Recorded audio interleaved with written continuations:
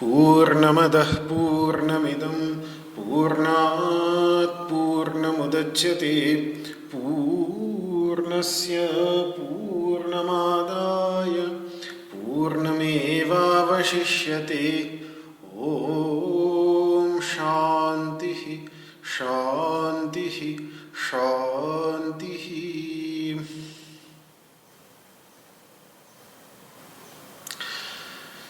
वसुदेवसुतं देवं कंसचाणूरमर्दनं देवकी परमानन्दं कृष्णं वन्दे जगद्गुरुं। सर्वोपनिषदो गावो दोग्धा गोपालनन्दनः पार्थो वत्सः सुधीर्भोक्ता दुग्धं गीतामृतं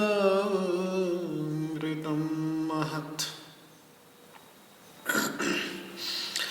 न कामयेऽहं गतिमीश्वरात् परामष्टर्धियुक्तां पुनर्भवं वा आर्तिं प्रपद्येऽखिलदेहभाजाम् अन्तस्थितो येन भवन्त्यदुःखाः। विश्वं दर्पणदृश्यमाननगरी तुल्यं निजान्तर्गतं पश्यन्नात्मनि मायया बहिरिवोद्भूतयथा निद्रया। यस्साक्षात् कुरुते प्रबोधसमये स्वात्मानमेवाद्वयम् तस्मै श्रीगुरुमूर्तये नमः इदम्। श्रीदक्षिणामूर्तये।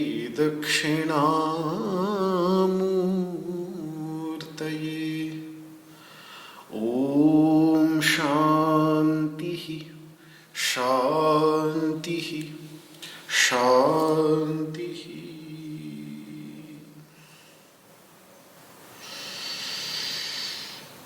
ओम नमो भगवते वासुदेवाय।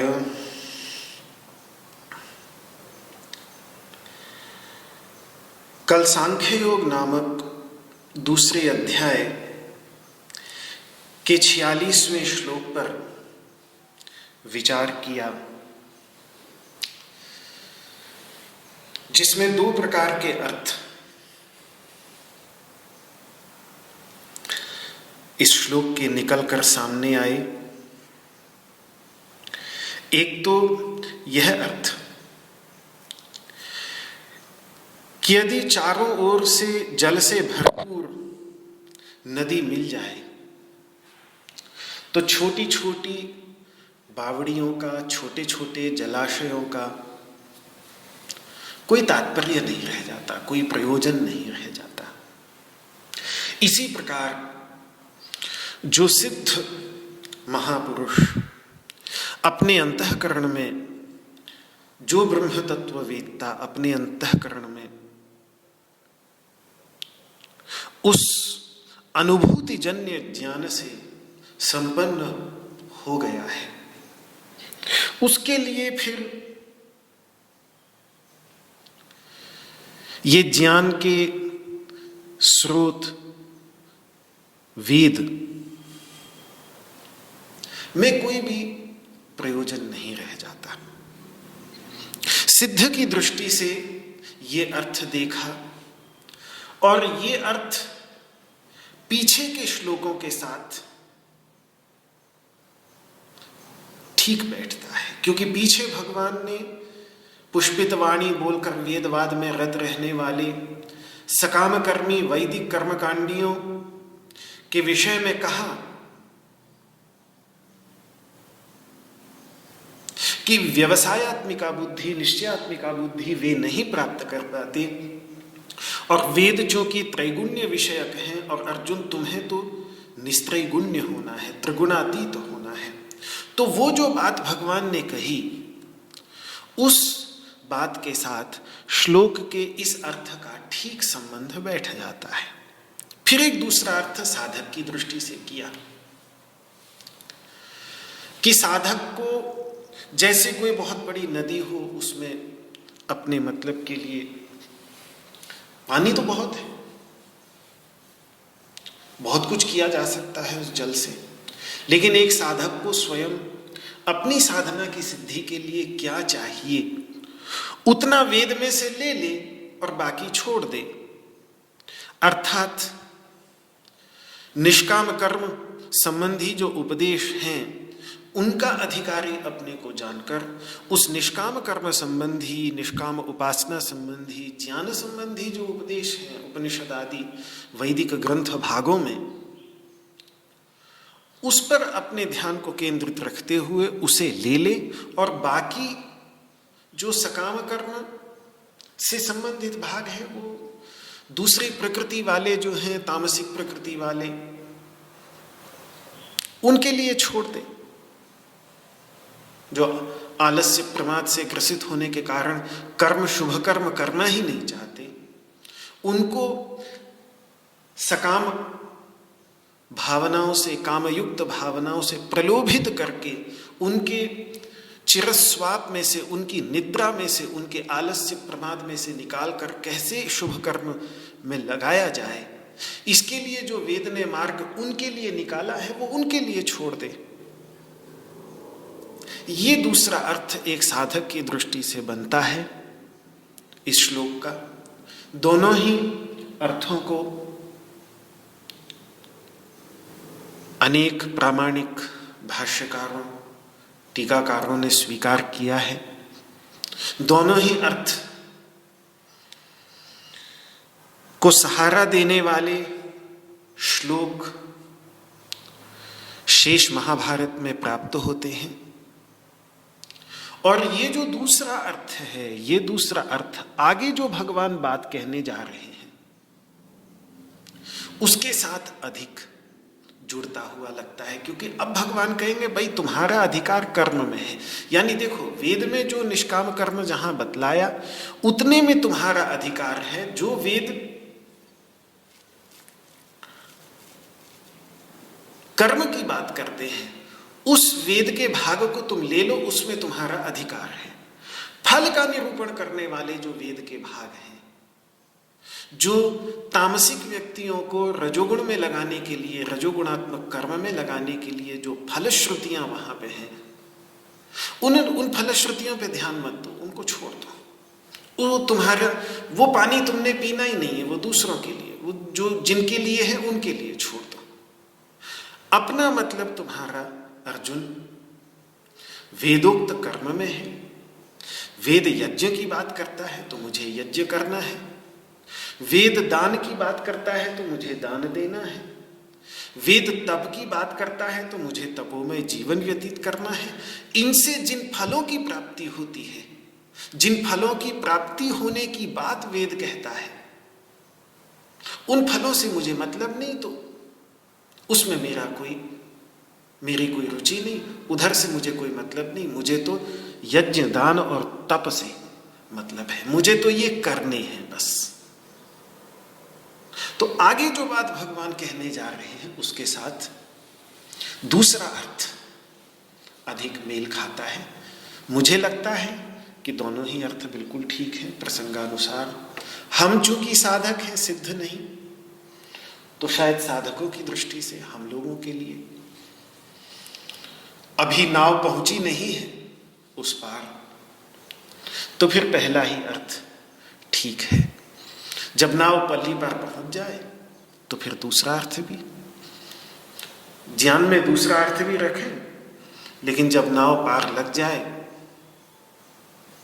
मल्लाह नाव से उतरकर नाव को बांध दे तट से, तो अब कोई समस्या नहीं उतरने में, तो फिर दूसरा अर्थ भी जीवन में उतार लेंगे।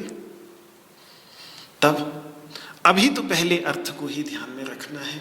अर्जुन के लिए भी भगवान आगे के श्लोकों में पहले ही दूसरे ही अर्थ को ध्यान में रखते हुए बातें कहेंगे। खैर, अर्थ जो भी हो, इस श्लोक की सबसे महत्वपूर्ण बात यह है कि या तो दूसरे अर्थ में अपने मतलब का क्या है वेद में से वो पहचान करके हमें, जैसे संत ज्ञानेश्वर, भगवान ज्ञानेश्वर ने कितना सुंदर उदाहरण दिया कि जब सूर्य निकलता है तो सभी मार्गों को प्रकाशित करता है, लेकिन हमें स्वयं किस मार्ग पर चलना है उसका निश्चय करके हम उस मार्ग पर चल पड़े। यही सूर्य के प्रकाश की और मार्ग की दोनों की सार्थकता है। तो हमें अपना मार्ग पकड़ना है, और वो मार्ग भगवान पकड़ा रहे हैं कर्मण्येवाधिकारस्ते अगले श्लोक में। अच्छा, पहला अर्थ अगर ले, ये तो दूसरे अर्थ में सार हमें पकड़ना है। पहला अर्थ ये है कि देखो, भरा पूरा नदी का जल, जहां गंगा नदी बह रही हो, वहां छोटे मोटे बावड़ियों की, जलाशयों की जरूरत नहीं पड़ती।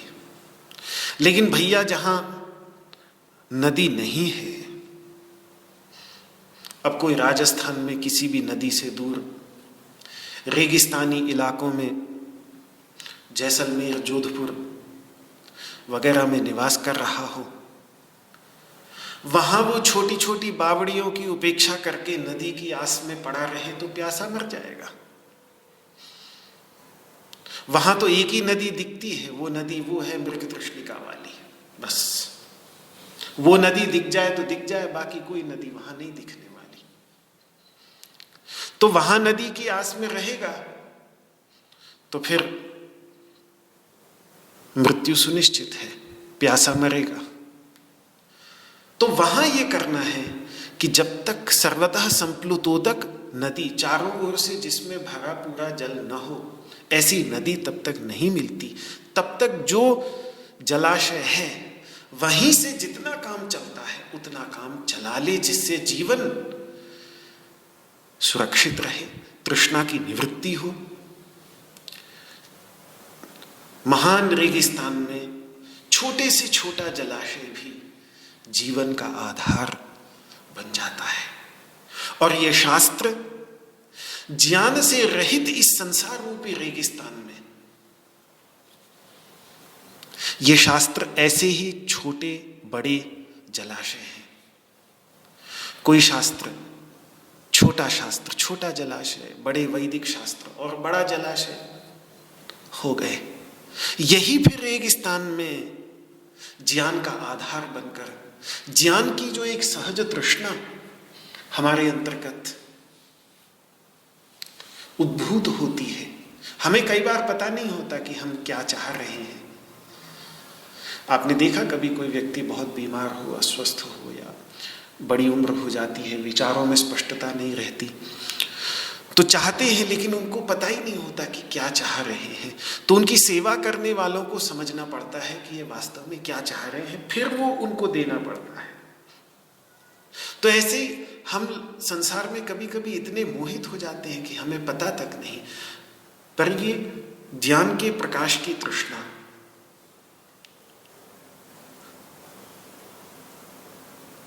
प्राणी मात्र, मानव मात्र के अंतर्गत रहती है, उसकी तृप्ति के साधन ये शास्त्र, चाहे वो पुराण हो, महाभारत हो, रामायण हो, श्रीमद् भगवद गीता हो, उपनिषद हो, वेद हो, ये सब छोटे बड़े उद्यान, छोटे बड़े जलाशय के रूप में इस रेगिस्तान में हमारी तृष्णा की निवृत्ति करके हमारे जीवन का आधार तब तक बनते रहते हैं जब तक अंतस्थल में वो अनुभवात्मक ज्ञान की ऐसी नदी, जिसमें चारों ओर जल ही जल हो, ऐसी नदी जब तक प्रवाहित नहीं होती। तो विज्ञान होने के बाद, अनुभूति पर ज्ञान होने के बाद ठीक है, ग्रंथों की सार्थकता नहीं रहती, पर उससे पहले तो ज्ञान की, प्रकाश की प्राप्ति के साधन एकमात्र वही है। इस भगवत गीता को भी यदि हम किनारे रख दें पहले ही, तो फिर जो ज्ञान इसमें से एक बार ज्ञान निकाल लें, पूरी तरह से सार निकाल लें, आलोडन कर लें श्रीमद् भगवत गीता का, आगे से लेके पीछे तक मंथन कर लें श्रीमद् भगवत गीता का, और इसका मक्खन, इसका सार निकाल लें, उसके बाद आंतरिक साधना में लग जाएं, इसके सार को साथ में ले जाकर, ग्रंथ छोड़ दिया, सार ले गए, वो ठीक है, लेकिन अगर उससे पहले ही इसे छोड़ देंगे तो फिर ज्ञान का प्रकाश जो इससे मिलने वाला होगा वो नहीं मिल पाएगा। तो ज्ञान प्राप्त करना है, निजानंद की प्राप्ति करना है, यदि यही परम उद्देश्य है, तो फिर ऐसी स्थिति में जो वेदोक्त कर्म हैं, उन वेदोक्त कर्मों को निष्काम भावना से करने के लिए भगवान आगे के श्लोकों में कहने के लिए जा रहे हैं। मतलब उन वेदों में से जो ज्ञान के साधन हैं, कर्म, जिनसे अंतःकरण की शुद्धि होकर ज्ञान प्राप्ति की योग्यता आती है,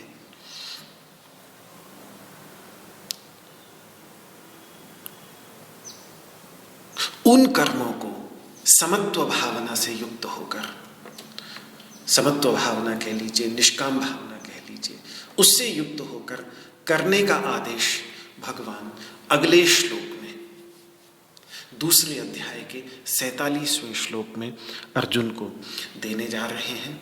इस श्लोक का उच्चारण कर लें।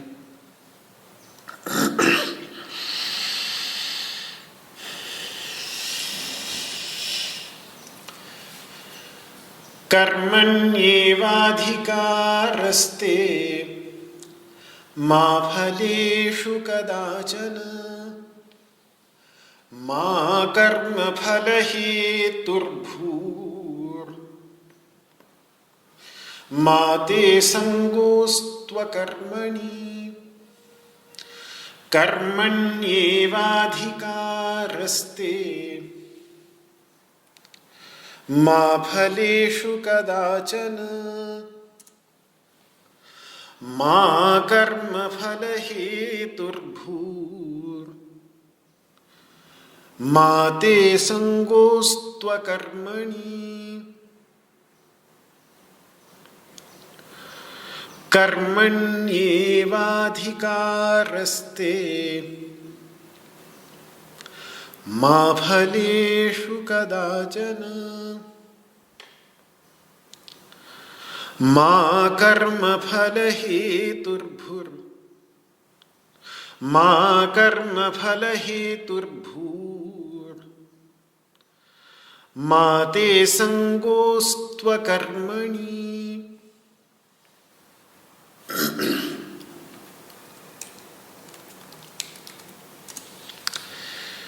हे अर्जुन, तेरा अधिकार कर्म में ही है। तेरा अधिकार क्षेत्र, तेरे अधिकार का क्षेत्र उतना ही है, तू उतने में ही अधिकृत है, उतने में ही तेरा स्वामित्व है कि तू कर्म करे।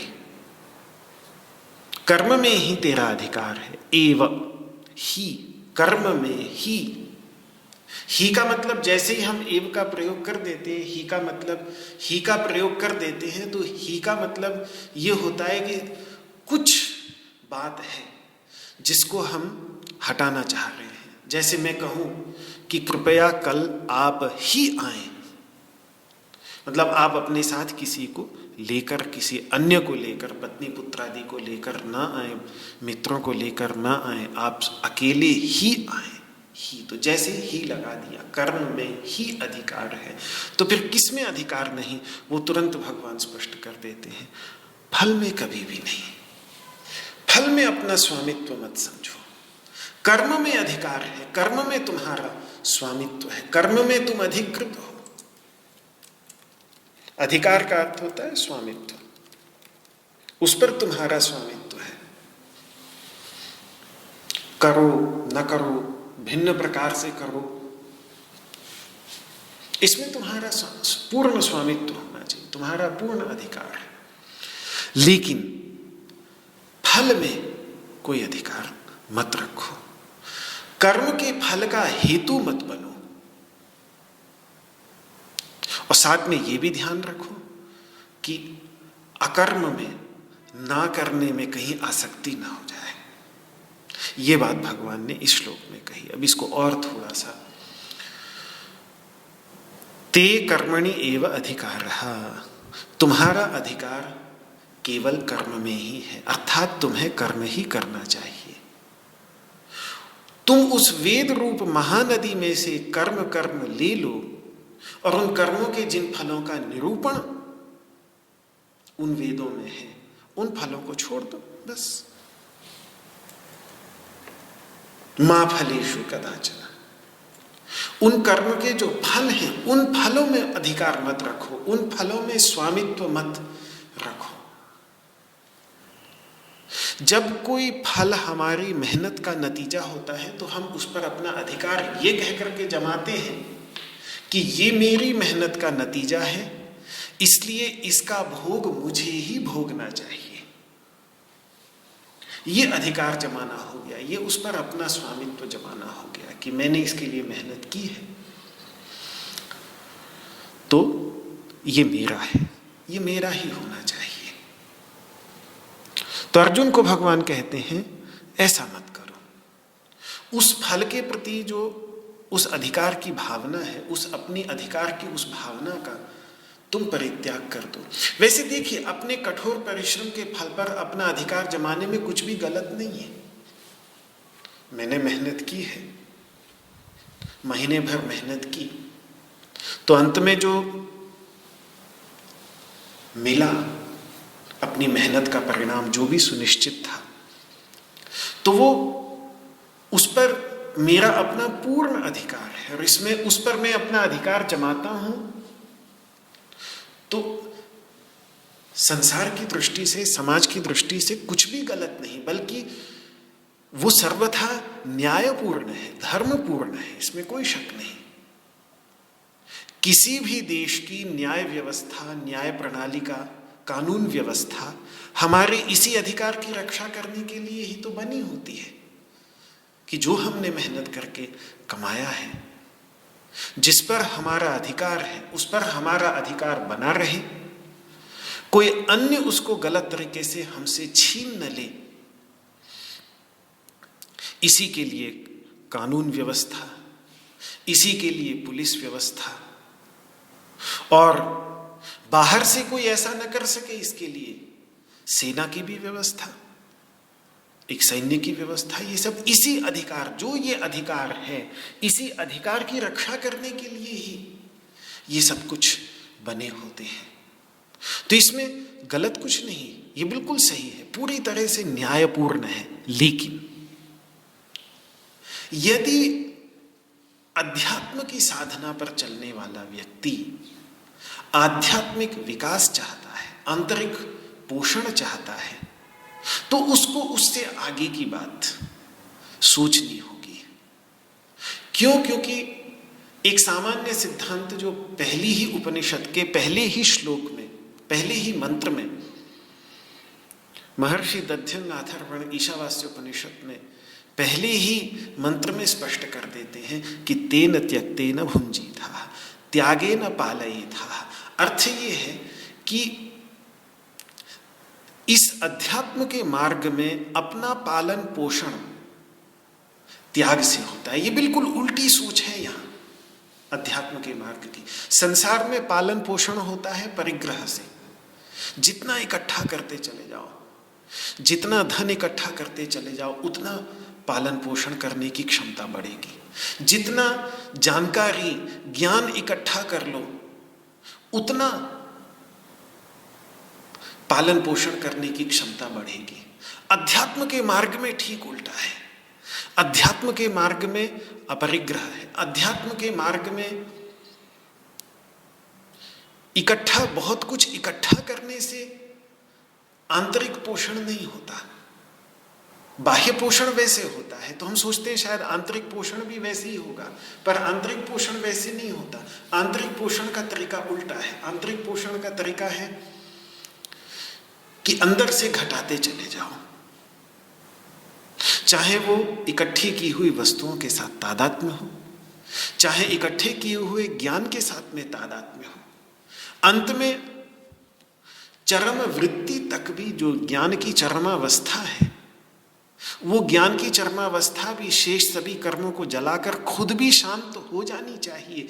जैसे साबुन सारी गंदगी को धो देने के बाद साबुन रहा है अगर हाथ में, तो फिर समस्या। अरे सारी गंदगी को धो देने के बाद साबुन को भी तो धो देना पड़ता है, और फिर साबुन को धोने के लिए जिस पानी का प्रयोग करते हैं उस पानी को भी तौलिए से पोंछ लेना पड़ता है।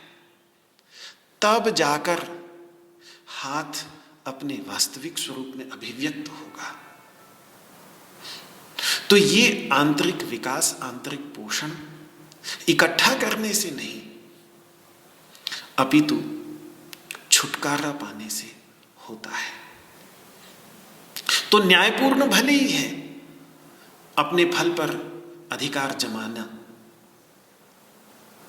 लेकिन आंतरिक विकास की पहली सीढ़ी अपने इसी अधिकार के परित्याग से, जो बिल्कुल न्यायपूर्ण है और न्यायपूर्ण होना ही चाहिए। ऐसा नहीं कि इसीलिए जहां लिखा हो वहां कि यहां से फूल न तोड़ें, और फिर अगर वहीं से फूल तोड़कर व्यक्ति भगवान को चढ़ा रहा है, तो मेरे मन में कई बार बड़ा प्रश्न होता था इस बात को देखकर कि जब साफ लिखा हुआ है कि कृपया यहां से फूल न तोड़ें, और फिर भी आप वहीं से अन्यायपूर्वक जो जिसका स्वामित्व है उस संपत्ति के ऊपर, उस फूल के ऊपर, उसकी इच्छा का अनादर करते हुए, आपका उस पर कोई हक नहीं, लेकिन फिर भी आप उसको तोड़कर किसी दूसरे की संपत्ति अगर प्रभु को चढ़ा भी रहे हैं, तो फिर उसका फल दूसरे को जाएगा।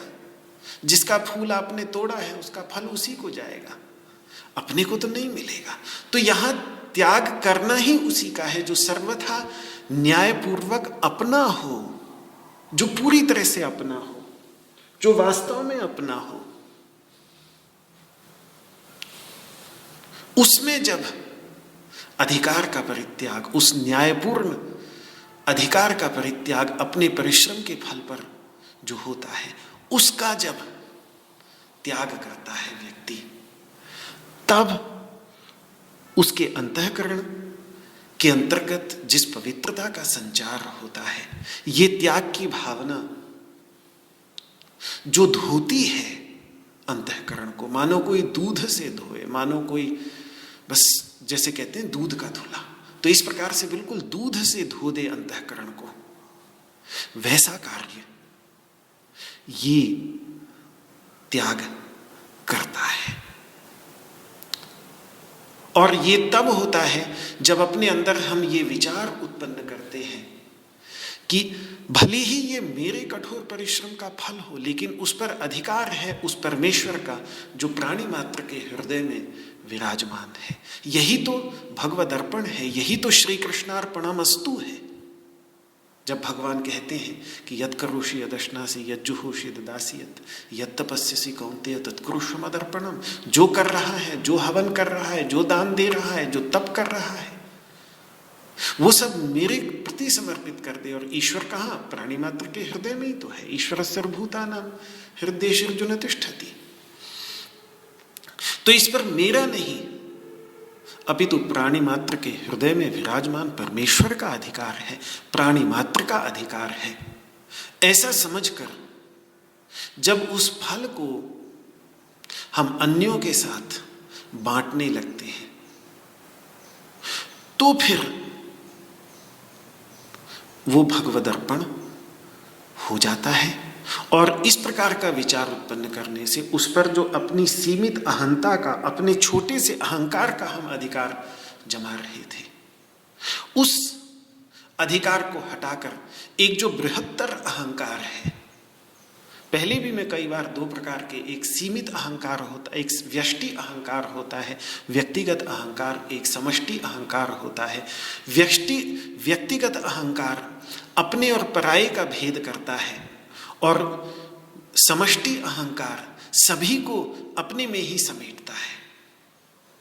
तो यहीं से एक उस व्यक्तिगत अपने पराये के बीच दीवार खड़ी करने वाली अहंकार को मिटाने का कार्य शुरू हो जाता है और साथ में शुरुआत हो जाती है उस समष्टि अहंकार को उत्पन्न करने की, जिसमें सब अपने में ही सिमटते हैं, सब अपने ही हो जाते हैं, सब अपने भी नहीं बल्कि मैं हो जाते हैं। सबके अंतर्गत एक मेरेपन की भावना आने लगती है।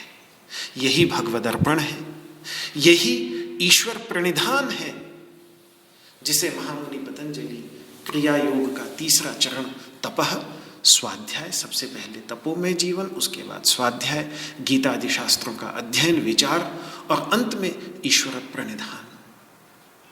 जो अपने कर्म है उन कर्मों को, जो भी कर्म श्री कृष्णार्पणमस्तु, बस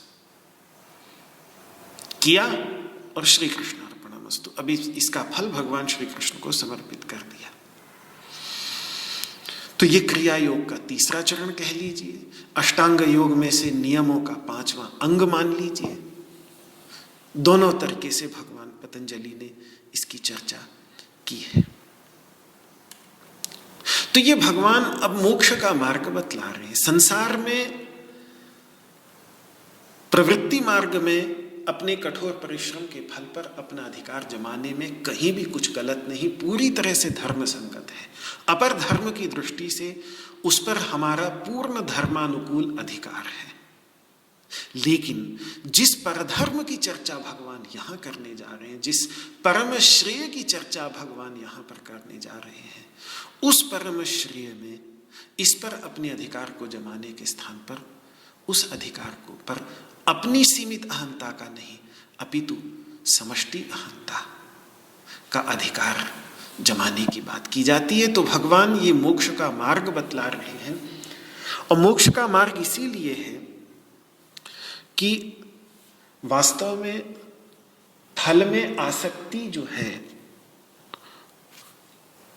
कामना के साथ कर्म करते समय किसी व्यक्ति के मन में जो फल के प्रति आसक्ति रहती है, वही आसक्ति वास्तव में बंधन का कारण मानी जाती है। ये बात भगवान 5वें अध्याय में स्पष्ट करेंगे। अयुक्तः कामकारेण फले सक्तो निबध्यते।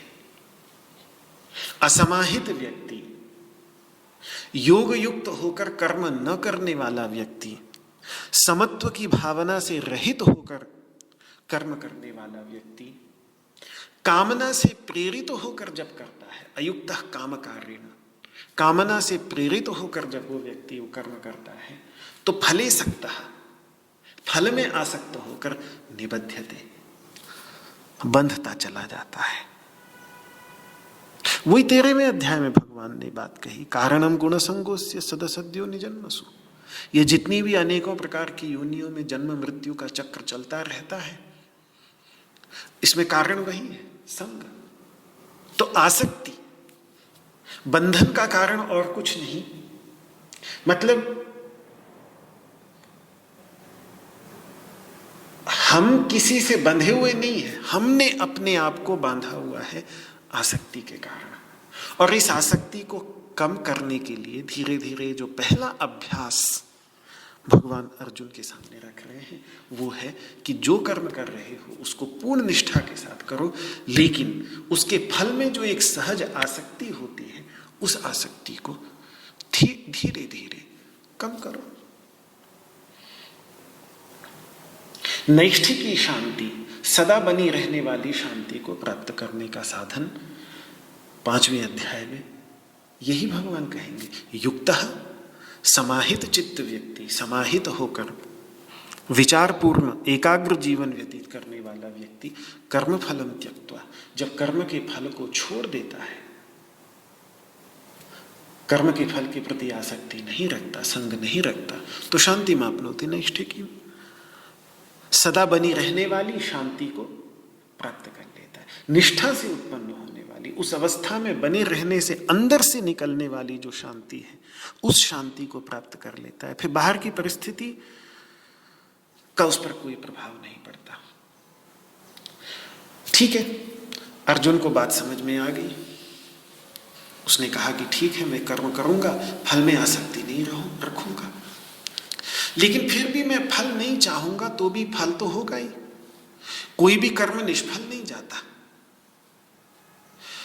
पेड़ बोऊंगा, आम का शुभ कर्म है, आम का पेड़ बोऊंगा, बड़ा होगा तो छाया होगी, ठंडक मिलेगी, मीठे मीठे फल खाने को मिलेंगे, तो फल तो होगा ही।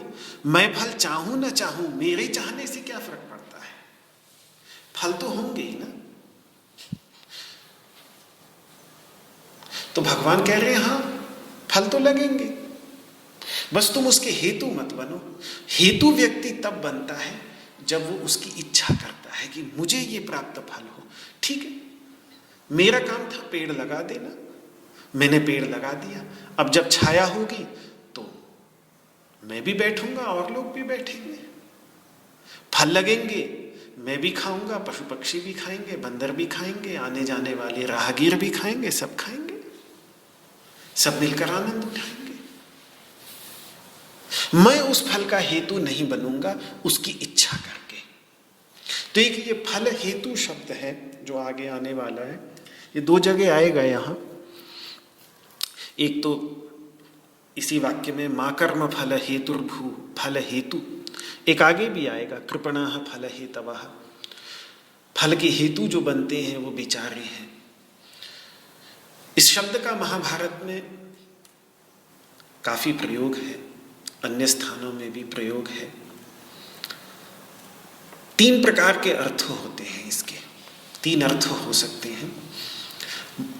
शब्द है मा कर्म फल हेतु भू, कर्म के फल का हेतु मत बन। तो अर्थ क्या हुआ? पहला अर्थ, जब व्यक्ति मन में फल की इच्छा रखकर किसी कर्म को करता है तो वो व्यक्ति उस कर्म के फल का हेतु बन जाता है।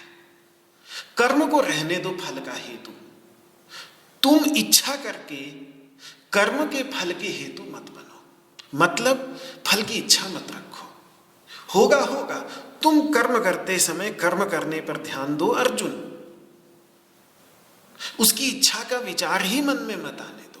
पूर्ण एकाग्र रखो अपने आप को प्रक्रिया पर, पूरी तन्मयता के साथ।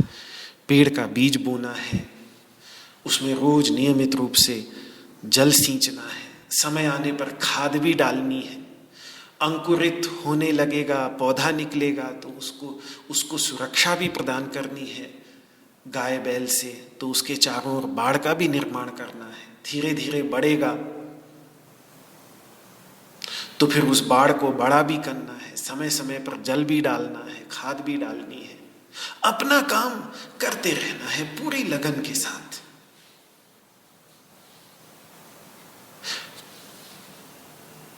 उस लगन में इतने उस कार्य में इतने तन्मय हो जाओ, इतने एकाग्र हो जाओ कि फल का विचार तक ना आए। तब वो कर्म फल का हेतु, वो कर्म फल का हेतु बन जाएगा, लेकिन कर्म करने वाला अर्जुन या साधक फल का हेतु नहीं बनेगा। तो भगवान ये बात कह रहे हैं कि जो कर्म कर रहे हो उसकी फल की इच्छा रखकर उसके फल के हेतु मत बनो। ये पहला अर्थ है। दूसरा अर्थ, केवल इच्छा से फल का हेतु नहीं बनता। मैं कर रहा हूं इस भावना से युक्त होकर जब व्यक्ति कर्म करता है, कर्तापने की भावना, अहंता की भावना, अहंकार की भावना से युक्त होकर कर्म करेगा, तो कहीं ना कहीं वो अहंकार कर्म के फल के साथ में अपना संबंध बना लेगा। जब जब मानव मैं कर रहा हूं इस काम को, इस भावना से युक्त होकर उस कर्म को करता है, तो फिर ये अहंकार की सहज प्रवृत्ति है कि वो उस कर्म के फल के साथ भी ममता, क्योंकि अहंकार, अहंता तुरंत ममता को जन्म देती है।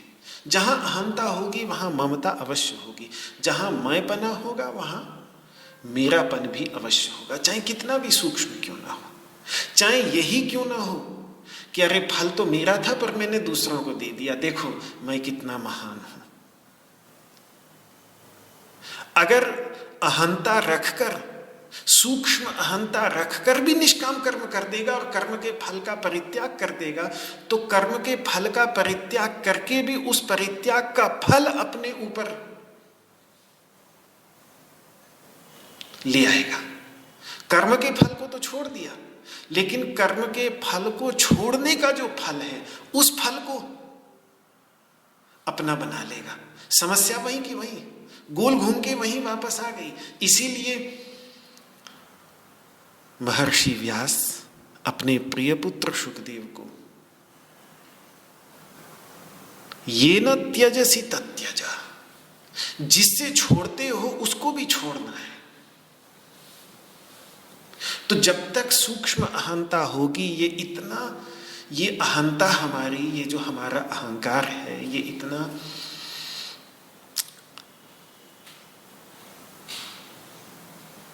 भयानक दुर्दांत शत्रु है और इतने सूक्ष्म रूप में रह सकता है कि कहां धोखा दे जाए, बहुत सावधान रहना पड़ता है व्यक्ति को। तो अहंता की, अहंकर्तृत्व की भावना से युक्त होकर निष्काम कर्म भी करेगा और कर्म के फल का हेतु नहीं भी बनेगा, तो भी कर्म के फल के परित्याग का हेतु बन जाएगा। तो इसीलिए कर्तृत्व भाव, इसीलिए दूसरी श्रेणी में, ये तो पहली श्रेणी का साधक ये हो गया कि ठीक है, शुरुआती साधना के लिए फल की इच्छा न रखे, ये पहली बात। लेकिन फिर जब वो और गहराई में जाएगा और वो देखेगा कि ठीक है, मैं फल की इच्छा नहीं रख रहा हूं, लेकिन कर्तृत्व की भावना रख रहा हूं, और वो अहंता जो है मेरी, वो चाहे कर्म के फल को छोड़ भी देती है, लेकिन कर्म के फल के परित्याग के फल के साथ अपनी अहंता बना लेती है कि मैंने इतना, देखो मैंने इतना बड़ा पेड़ लगाया, इतना सब कुछ किया, और अब इसके जो फल हैं वो फल मैं सबको खिला रहा हूं। बस बात वहीं लौट के आ गई, फिर कर्म फल का हेतु बन गया व्यक्ति। तो इसीलिए दूसरे अर्थ में ये और भी गहरा अर्थ है कि अहंकर्तृत्व की भावना का ही परित्याग करते व्यक्ति, कर्तृत्व की भावना का जब परित्याग कर देगा,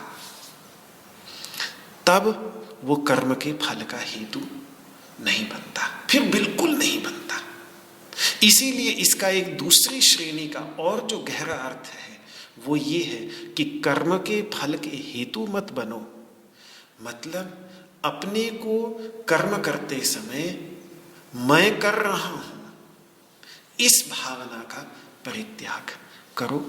सरल मार्ग सबसे पहले ये है, भगवत भक्ति में, ईश्वर भक्ति में ईश्वर ही करने कराने वाला है। और थोड़ा गहराई से विचार करें तो ईश्वर भी क्या कराता है, ईश्वर के अंतर्गत जो उपाधि है प्रकृति की, वो प्रकृति कर करा रही है। मेरा जो वास्तविक स्वरूप शुद्ध चैतन्य स्वरूप, वो शुद्ध चैतन्य स्वरूप तो अकर्ता और अभोक्ता तत्व है। इसका अनुसंधान जब व्यक्ति करता है, जिसका अनुभव कराना श्रीमद् भगवद गीता का उद्देश्य, तो अब आप देख सकते हैं कि माँ कर्म फल हेतुर्भूः में ही पूरी भगवद गीता आ गई, क्योंकि पूरी भगवद गीता में चाहे क्षेत्र क्षेत्रज्ञ विभाग योग हो 13वां अध्याय, चाहे 15वां अध्याय हो पुरुषोत्तम योग, चाहे 18वें अध्याय के जो श्लोक हैं अकर्तृत्व का अनुसंधान कराने वाले, इन सब अध्यायों का उद्देश्य ही ये है कि व्यक्ति ये समझ जाए बस कि क्यों मैं वास्तव में कर्ता नहीं हूं, क्यों अपने को कर्ता समझना इतनी बड़ी भूल है। ये समझाने के लिए शेष गीता है बस। तो मां कर्म फल हेतुर्भूः के ही अर्थ में पूरी गीता आ जाती है कि अगर यही अहंकर्तृत्व की भावना से युक्त होकर जो कर्म करता है व्यक्ति, इसका परित्याग कर दे, अकर्तृत्व का अनुसंधान करे कि मैं नहीं कर रहा हूं, तो ये दूसरी श्रेणी का अर्थ है। तीसरा अर्थ जो है वो सरल है, वो यही है कि जब जब कर्म में प्रवृत्ति बने तो कर्म के फल को अपनी प्रवृत्ति में हेतु मत बनने दो। ये पहले ही अर्थ के साथ में, पहले ही अर्थ को दो तरीके से कहा जा सकता है कि फल की इच्छा रखकर कर्म के फल का हेतु मत बनो, या कर्म में जब अपनी प्रवृत्ति हो तो फल को उस प्रवृत्ति में हेतु मत बनने दो, फल को हेतु मत बनने दो कर्म में लगने में, अपितु करना है बस इस भावना से। कर्म को इसलिए मत करो कि उसका फल मिलेगा, अभी तो इसलिए करो कि उसे करना है। यही तो सात्विक त्याग है, जो भगवान 18वें अध्याय में त्याग की जब परिभाषा करेंगे तो यही कहेंगे कार्यमित्येव यत् कर्म नियतं क्रियते अर्जुन, जो अपने नियत कर्म को करना है ऐसा समझकर करता है, संग का परित्याग करके और फल का परित्याग करके, कर्तृत्व भावना का परित्याग करके, कर्तापने की भावना का परित्याग करके और फल का परित्याग करके। यही त्याग सात्विक त्याग भगवान कहेंगे 18वें अध्याय में। और जो फल हेतु व्यक्ति है, जो फल के कारण प्रवृत्त हो रहा है कर्म में, जो फल के कारण फल को हेतु बनने दे रहा है कर्म में प्रवृत्ति का, कि वो कर्म में लगता ही इसीलिए, जब जैसे वो कई पाश्चात्य दार्शनिकों ने वो एक उदाहरण दिया है ना, गाजर लेके गधे के सामने लटका दो, तो फिर वो गधा उस गाजर की व्यक्ति गधे पर बैठा हुआ है पीछे, उसने डंडे पर एक गाजर आगे की ओर लटका दी है, और उस गाजर के लिए वो गधा अगर दाईं ओर मोड़ना है तो गाजर को थोड़ा दाईं ओर कर दो तो फिर गधा दाईं ओर मुड़ जाएगा, बाईं ओर कर दो, बाईं ओर मोड़ना है तो बाईं ओर कर दो गाजर को, और सीधा चलाना है तो बस सीधा चलाते रहो, गधा उस गाजर के पीछे पीछे चलता रहेगा। ये हो गया फल हेतु, ये फल हेतु है जो चल ही इसीलिए रहा है क्योंकि गाजर पाना चाहता है। गाजर हटा दीजिए तो खड़ा हो जाएगा, फिर नहीं चलेगा। ये है फल हेतु। तो ऐसे फल हेतु व्यक्ति को आगे भगवान कृपण कहेंगे, विचारा कहेंगे कि विचारा फल के हेतु से कृपणाः फल हेतवः, कृपण शब्द का प्रयोग करेंगे। ये फल हेतु शब्द जैसा मैंने बतलाया ये बहुत ही प्रसिद्ध शब्द है, महाभारत के अंतर्गत इसका अन्य स्थानों में भी प्रयोग आता है।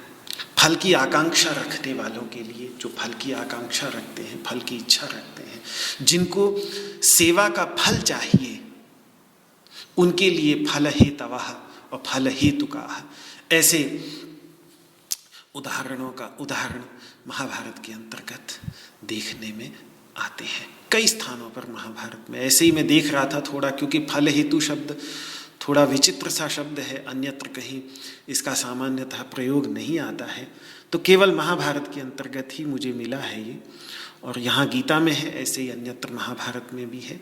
और यही अर्थ, दो विशेष अर्थ, एक तो इच्छा करके हम फल के हेतु बन जाते हैं। एक ये अर्थ बैठा ले हम अपने मन में, एक फल के हेतु से जो हमारी कर्म में प्रवृत्ति, जिस व्यक्ति की कर्म में प्रवृत्ति फल के हेतु से होती हो उस व्यक्ति को भी फल हेतु कहते हैं। जो इच्छा करके फल का हेतु बने उस व्यक्ति को भी फल हेतु कहते हैं, और फल जिसकी प्रवृत्ति में हेतु बने उस व्यक्ति को भी फल हेतु कहते हैं। दोनों तरीके से इसका अर्थ हो जाता है। गंभीर अर्थ वही है, कर्तृत्व भावना से रहित होकर कर्म करना। तो मा कर्म फल हेतुर्भूः। अब अर्जुन ने कहा कि जब फल की इच्छा रखना ही नहीं है तो फिर कर्म ही क्यों करूं महाराज, फिर कर्म ही ना करें। भाई कर्म करता है व्यक्ति तो इसीलिए तो करता है कि फल मिले। जब फल ही नहीं चाहिए तो कर्म क्यों करूं। तो भगवान ने कहा यही तो मैंने अभी तुम्हें समझाया कि फल को कर्म में प्रवृत्ति का हेतु मत बनने दो बेटा। मतलब कर्म में प्रवृत्ति करनी है लेकिन फल के लिए नहीं, बल्कि करना है इसलिए करनी है। तो इसी में ही ये अर्थ निकल आता है कि कर्म तो करना ही है, कर्म को छोड़ना नहीं है, लेकिन फल की वजह से उसमें प्रवृत्त नहीं होना है। करना है इसलिए उसमें प्रवृत्त होना है। पर फिर भी और स्पष्ट करने के लिए, कहीं रह न जाए कुछ भी गलत समझ, तो भगवान सावधान करने के लिए कह रहे हैं कि अकर्म में संग न हो जाए कहीं तुम्हारा। कहीं ऐसा ना हो कि कर्म ही करना छोड़ दे और आलस्य करने लगे, ये सोच करके जब फल ही नहीं चाहिए तो क्यों कर्म करके परेशानी के चक्कर में पड़ना। माते संगो अस्तु अकर्मणि। अकर्म में भी कहीं आसक्ति ना हो जाए। समस्या कर्म में नहीं, समस्या संग में है, आसक्ति में है। कर्म में समस्या कर्म में नहीं है, समस्या संग में है, आसक्ति में है। कर्म में आसक्ति है तो भी समस्या, कर्म के फल में आसक्ति है तो भी समस्या। और दोनों में आसक्ति छोड़कर यदि अकर्म में आसक्ति है, ना करने में आसक्ति है, आलस्य में आसक्ति है, तो दोनों से बड़ी समस्या, क्योंकि फिर तो तमोगुण में जाएगा व्यक्ति। जाना तो सत्वगुण में था ना। तो सत्वगुण में जाने का रास्ता यह है कि कर्म करे लेकिन कर्म में अनासक्त हो, कर्म करे लेकिन कर्म के फल में अनासक्त हो। यह था रास्ता। अब अगर इन दोनों में आसक्ति छोड़कर अकर्म में आसक्ति कर ले, आलस्य में आसक्ति कर ले, प्रमाद में आसक्ति कर ले, तो इससे बड़ी समस्या। रज से ऊपर उठना था, सत्व में चले गए, तम में। तो कर्म के फल में आसक्ति जितनी बुरी, उससे ज्यादा बुरी है ना करने में आसक्ति। बुरी मतलब उससे अधिक हानिकारक है। कर्म में आसक्ति इतनी हानिकारक नहीं थी, कर्म के फल में आसक्ति इतनी हानिकारक नहीं थी जितनी हानिकारक आसक्ति ना करने में है। और उसी ना करने में जो हमारी एक सहज आसक्ति होती है, शुभ कर्म को ना करने में जो हमारी आसक्ति होती है, उसी से निकालने के लिए तो गाजर दी थी वेद ने सकाम कर्म की, कि उस गाजर से ही अगर हम चलते हैं तो चलें तो सही। अब धीरे धीरे अगर इंसान बनना है तो उस गाजर के पीछे भी चलना छोड़ना पड़ेगा, पर चलना नहीं छोड़ना है, केवल उस गाजर के पीछे चलना छोड़ना है। चलना तो है, चलना नहीं, चरई वेती, चलते ही रहना है, नहीं तो फिर वहीं जाएंगे अकर्म में, आसक्ति में। इसीलिए भगवान ने उधर से भी सावधान कर दिया। कर्म और कर्म के फल में आसक्ति तो केवल रजोगुण में पटक रही थी, अकर्म में आसक्ति तो तमोगुण में ले जा पटकेगी।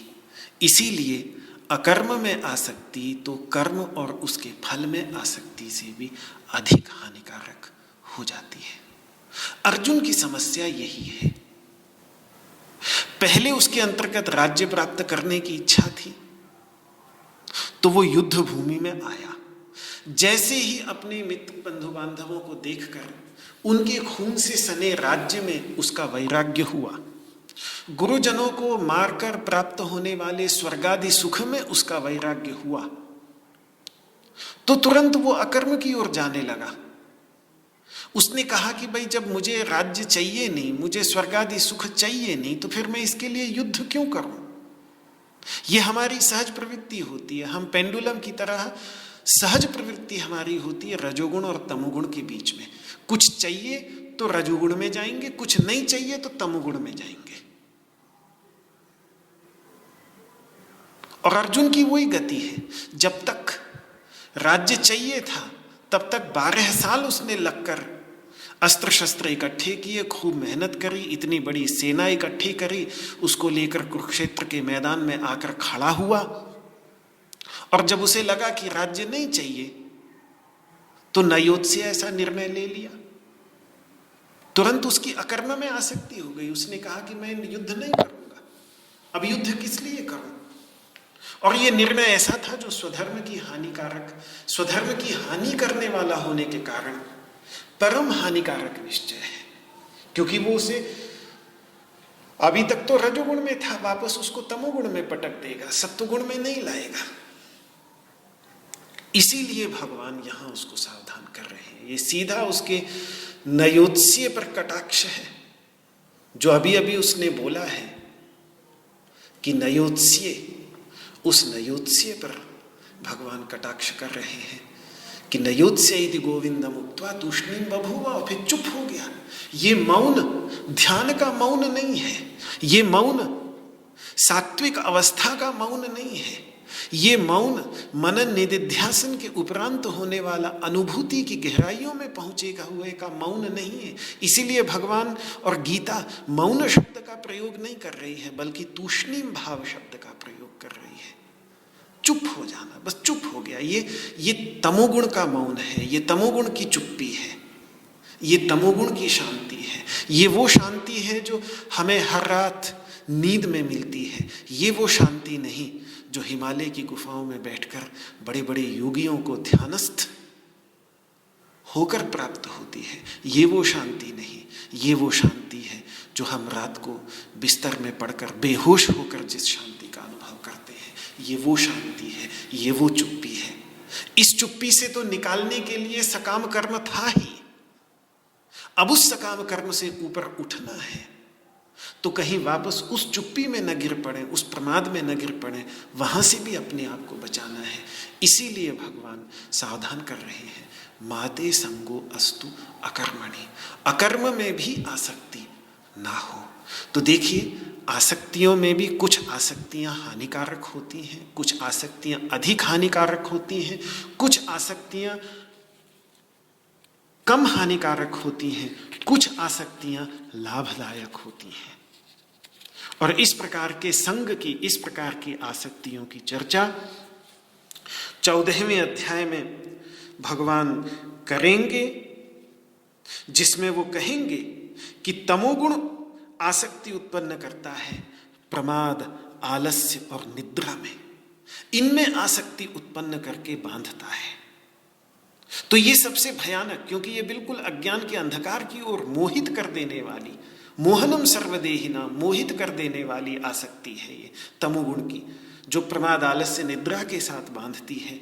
वो आसक्ति, उस आसक्ति, वो तो सबसे हानिकारक आसक्ति है। उससे तो किसी भी हालत में बचना है।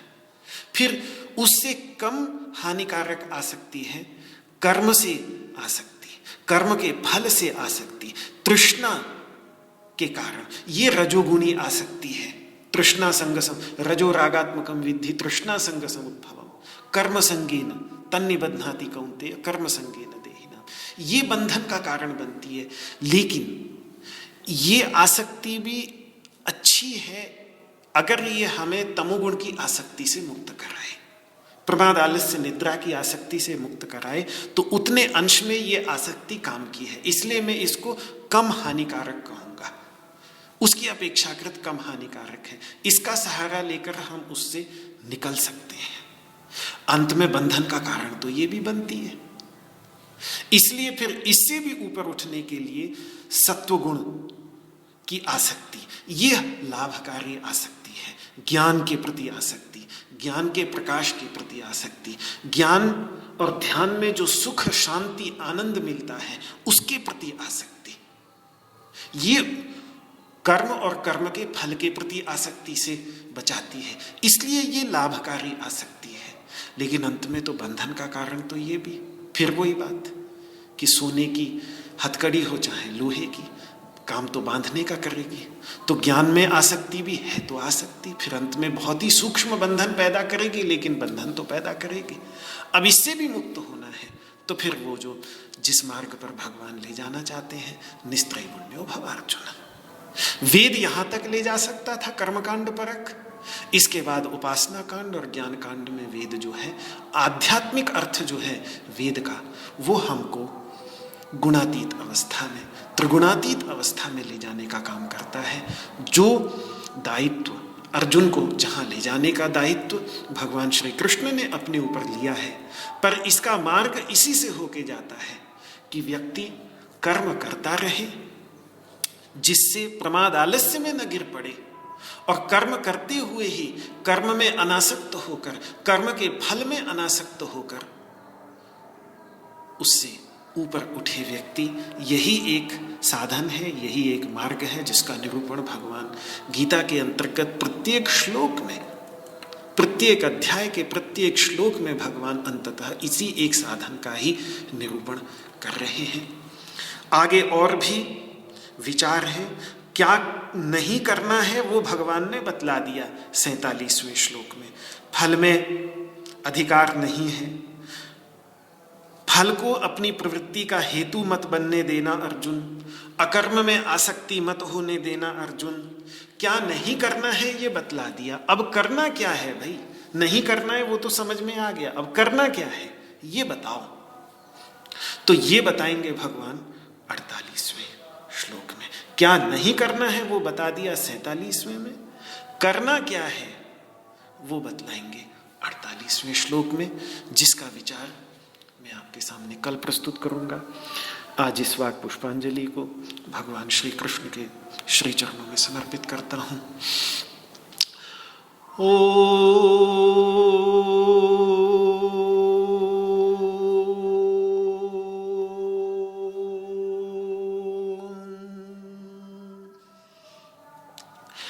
सर्वे भवन्तु सुखिनः, सर्वे सन्तु निरामयाः, सर्वे भद्राणि पश्यन्तु, मा कश्चित् दुःखभाग् भवेत्।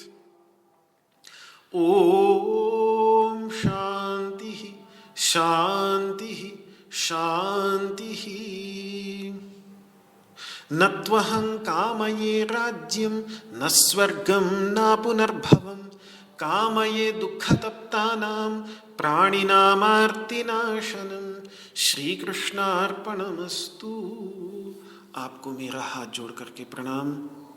जय श्री कृष्ण, जय श्री कृष्ण, जय श्री कृष्ण। सभी को सादर नमन।